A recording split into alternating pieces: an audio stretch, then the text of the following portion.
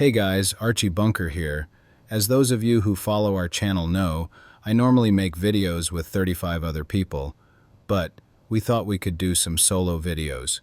In this top 5 series, we're each going to be taking turns listing our top 5 of something. They let me go first because I'm Team Counterculture's newest member, and they're being nice to the new guy. They also let me go first because they know I like horror movies, and October is spooky season. So, here it is, 5 great horror movies from 1981. Why 1981? Because I've seen some great horror movies from this year, that's why. Now keep in mind that I haven't seen every horror movie that came out this year, so don't ask, where is this movie?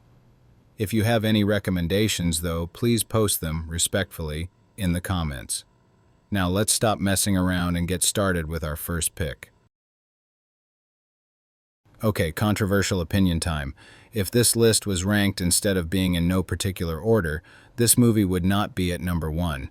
Don't get me wrong, I like this movie, but I also feel like the characters are really stupid to the point of being annoying.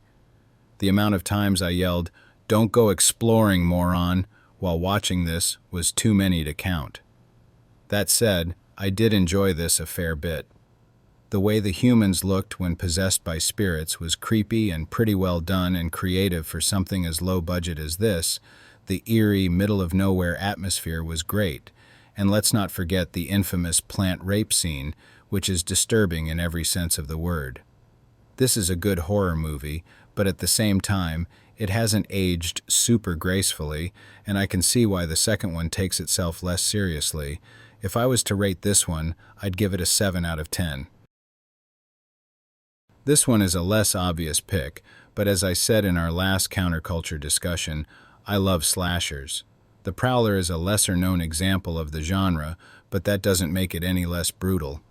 The kills in this movie are some of the best I've seen, and an evil World War II veteran as the killer?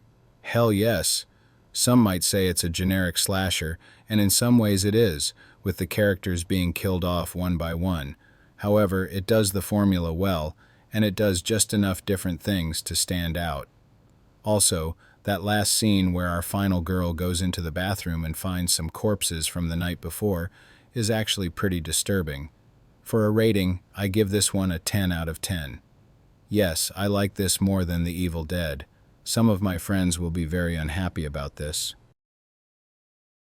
Another kind of obvious pick, this movie was a whirlwind of emotions.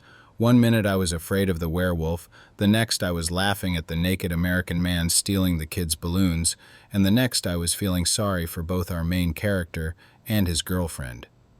This movie has a bit of everything, and the dark atmosphere worked great for all of it. Apparently, the director usually makes comedies, and it shows in a good way. Also, props for having passable special effects. I've heard most werewolf movies are kinda corny in that respect. If I had one complaint, I'd say it's not as scary as I would have liked. That's a tiny complaint, though, and I give this movie a 9 out of 10. Oh, I know some of my friends will be really angry at me for this one. This movie is more than a little polarizing, and I know Alex and Pat both hate it. As someone who was bullied viciously when I was young, though, I kinda wish this had existed when I was a kid. For those of you who don't know, this movie is basically a goofier, gender-swapped version of Carrie by Stephen King. The humor is great, and the scene at the end where our main character becomes a Satanist and kills his enemies is brutal. Also, the scene where the pigs tear out someone's bowels is pretty hardcore too. Yeah, this movie is flawed. For example, why is the church founded by Satanists but used for worship by Christians? Also, why do these characters feel like cartoon villains? This is more of an emotional pick for me. I get that it's flawed, but I won't act like that ending didn't give me some sadistic pleasure. 8 out of 10. This final pick is the most obscure one. It's basically a slasher flick where the killer is the main character's evil twin. Unlike most slashers, though, this one isn't an American movie. It's Italian, though it was made for the American market. Anyway, the gore in this movie is amazing. There are so many creatively gruesome scenes, and the twist at the end is perfect. I didn't see it coming, but it explains a lot. I will say, there is some animal cruelty in this one. It's fake, but if you can't handle that, I'd skip this one. Same goes for Evil Speak, by the way. There's an animal death in that one, too. Anyway, this movie gets a 10 out of 10. And that's my list. If I were to rank these from worst to best, it would look like this. Anyway, don't forget to do all that YouTube algorithm stuff. I'm Archie Bunker, associated with Team Counterculture, and I'm off.